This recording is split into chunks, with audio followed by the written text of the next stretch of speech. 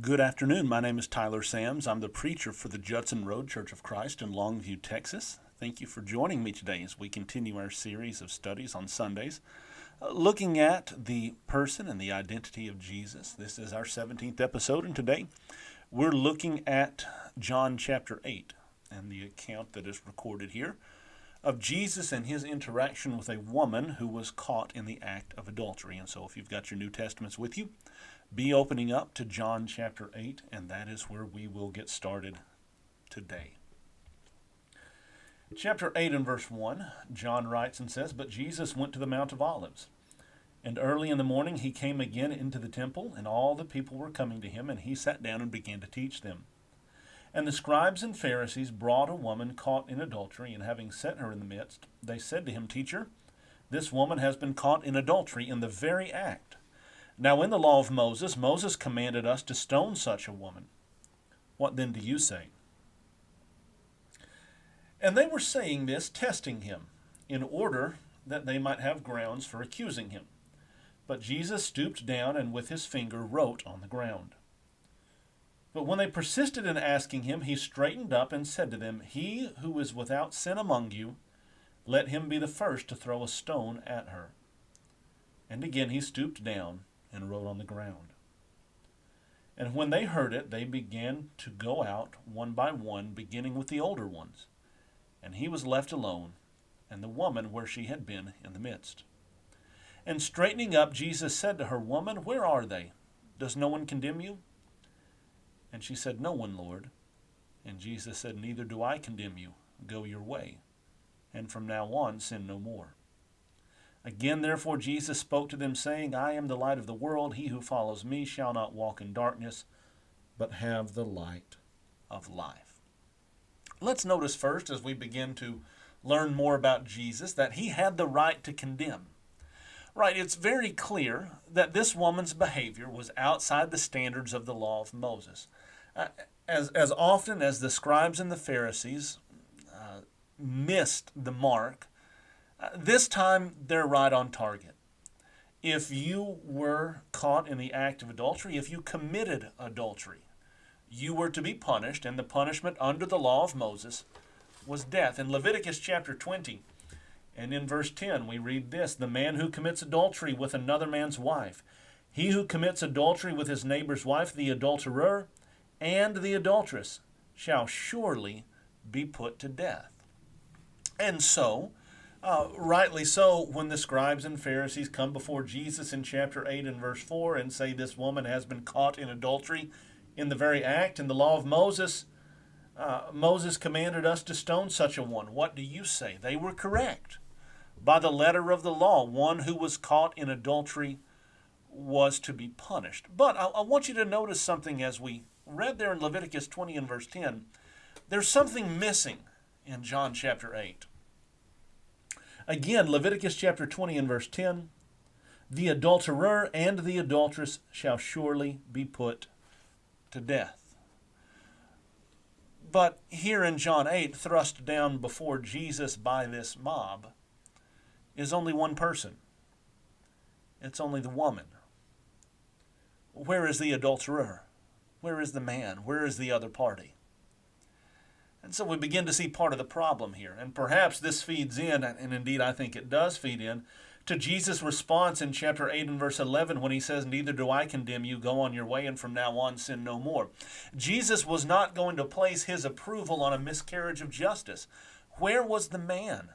Where was the other party? The law of Moses did call for the adulteress to be put to death, but it also called for the adulterer to be put to death. Where was he? When you read what Jesus says in verse 7, "He who is without sin among you, let him be the first to throw a stone at her," surely that has specific reference to the crowd's failure to follow the protocol that was found in the law of Moses. They claimed to be hiding behind the law of Moses when in fact they were doing no such thing. But I want you to pay attention to what Jesus said there in chapter 8 and verse 11. After asking the woman, "Where are your accusers? Does no one condemn you?" And she says, "No one, Lord." Then Jesus says, "Neither do I condemn you." Jesus seems within his words to picture that he has the right to condemn, perhaps even above and beyond what the Pharisees and the scribes had here. And yet he chose not to condemn. He says, I do not condemn you. Go your way, and from now on, sin no more. Whatever else we learn from this, we understand in chapter 8 and verse 11, Jesus has a right to condemn. Now, he may choose to forego that from time to time, and that's his prerogative. But he does have the right to condemn. And he establishes that for us very clearly here in John chapter 8. As well as when we look at Jesus, we find that he did not always engage. Right? Sometimes we get this picture that you always have people coming to Jesus and he's always giving some sort of lengthy response to them, that he's always deeply engaging with their questions and their complaints and their concerns. But that's just not the case. You go back to chapter 7 and verse 1, and the scribes and the Pharisees, the elites among the Jews, have been seeking Jesus' life for quite some time. And so when they throw this woman down at the feet of Jesus in John chapter 8, there is no genuineness here in their questions that they pose to Jesus. Rather, they're seeking an occasion to accuse him so that they can justify putting him to death. Chapter 8 and verse 6, they were saying all of this, testing Jesus in order that they might have grounds for accusing him. So there's nothing genuine here. There's nothing honest. There's nothing sincere. They're not truly troubled about a question within the law of Moses. They're just wanting Jesus to say something contrary to the law so that they can whip up a barrage of emotionally volatile people against him and get rid of him like that. They're attempting, chapter 8 and verse 5, to paint Jesus at odds with Moses. In the law, Moses commanded us to stone such women. Now, what do you say? Are you going to agree with Moses, or are you going to disagree with Moses? And while I might be tempted to engage really deeply in something like this, notice the two responses that Jesus gave to the crowd. For one, he instructed the innocent to cast the first stone.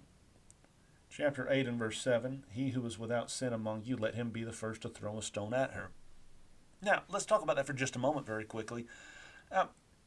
This is actually a requirement, a concept found within the law of Moses. Deuteronomy chapter 7 and verse 7 places this cast the stone first concept as a necessary aspect of the law of Moses. I'm flipping over to that passage for us right now in Deuteronomy chapter 17 and in verse 7.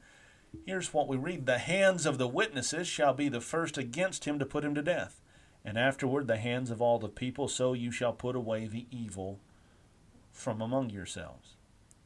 This idea of casting the first stone, and that being the responsibility of a witness, not necessarily a person who witnessed everything happen, but one who was aware of the events as they had truly unfolded. It was the responsibility of one of these people to throw the first stone, as it were, saying, I know what happened. I consent to the law of Moses and what the law of Moses says ought to be done to this person. Well, obviously, as we're looking back in the Old Testament, no one who was living back in these Old Testament times in Deuteronomy 18 or Deuteronomy 17 was sinless. That's not what Jesus is saying in John chapter 8, that someone had to be absolutely and wholly sinless in order to exercise the penalties that were a part of the law of Moses. But Jesus is speaking with reference to that event in that moment. They had neglected what Leviticus chapter 20 and verse 10 had said. They were not following the law of Moses. They had brought only one person before Jesus. Where was the other person? Well, he was nowhere to be found. It was a miscarriage of justice. And so there in verse 7, Jesus says, he who is without sin among you, let him be the first to throw a stone at her. Nobody in that crowd who was ready to take that woman's life was innocent. Nobody was without sin. They were all engaged in this miscarriage of justice. And so rather than engage in a lengthy debate about Leviticus or Deuteronomy, Jesus simply said, let he who is without sin cast the first stone. And the text would tell us then that when they heard this, They began to go out one by one, beginning with the older down to the younger, and eventually Jesus was left alone with the woman. He instructed the innocent to cast the first stone, and his second response to the crowd was to write in the dirt. What did he write? I don't know. I wish I knew. And many people who have gone before have wondered the same thing. Do you think maybe he wrote a reference to Leviticus chapter 20 and verse 10? Do you think maybe he wrote a reference to Deuteronomy 17? Do you think maybe he wrote a reference to the book of Leviticus? I don't know. But what he said, the few words that he said, and what he wrote in the dirt was sufficient to handle the situation. He did not always engage, and especially did not always engage to the level that his opponents wanted him to engage. But there's nothing wrong with that. And then as we look at verse 12, we see in Jesus someone who offers an escape from darkness. He responded with compassion to the woman who was taken in sin. He forgave her, and he warned her against further disobedience. Neither do I condemn you, verse 11, go on your way, and from now on sin no more. Jesus was not approving of or ignoring her behavior. Rather, he confronted it, identified it as sinful, and then forgave her and warned her about doing such things in the future. But then notice verse 12. Verse 12, John begins again, therefore Jesus spoke to them. Well, who's the them? It seems like the woman is the only person there. Well, you remember, there were the scribes and the Pharisees who were there in verse 3, but in verse 9 they begin going out one by one, beginning with the older ones. But there were still other people there. Go back to chapter 8 and verse 2. In the early morning he came again into the temple, and all the people were coming to him, and he sat down and began to teach them. And then came the scribes and the Pharisees. Jesus is still surrounded by people, although it's not the scribes and the Pharisees. And the transition verse that John supplies here is perfectly appropriate. To a woman whose bad choices had brought her low in this life, there was the offer of escape from darkness. Jesus said to them, I am the light of the world. He who follows me shall not walk in darkness, but shall have the light of life. And to a group of people who may have still been allied in resistance to Jesus, Jesus reached out to them with the offer of light and life. I am the light of the world.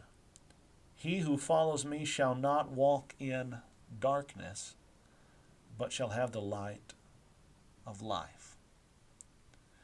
And so as we look at Jesus and the account of this woman taken in adultery, we find that Jesus had the right to condemn. But that Jesus, who is the ultimate judge, as Paul would tell us in 2 Corinthians chapter 5 and verse 10, he chose in this moment to exercise mercy towards a penitent person. And the same promise is extended to us, that if we would turn from our sins and submit to him, that same mercy can be shown to us as well. And that rather than experiencing condemnation from Jesus, we'll experience salvation and forgiveness. Who is Jesus? He is somebody who did not always engage, and did not always engage to the level that his opponents wanted him to engage, but that's okay. Jesus practiced the very thing that you and I are called to practice. James chapter 1, verse 19. So then let every one of us be swift to hear, and slow to speak, and slow to anger. And then as we look at the person of Jesus, we find someone who offers an escape from darkness. And to you and to me today, what greater gift could he offer than a clean break from the chains of sin? That's what was offered to this woman. That's what was offered to the scribes and Pharisees. That's what was offered to Jesus' entire audience here in John chapter 8. And that's what's offered to you and to me as well. That in Jesus Christ we can find forgiveness of our sins through his blood. We can find freedom from the sin and the chains of sin that bind us and hold us down. Thanks for joining me today in this study of Jesus from John chapter 8. I hope you have a great beginning to your week, and I look forward to being back with you on Wednesday. Have a good day.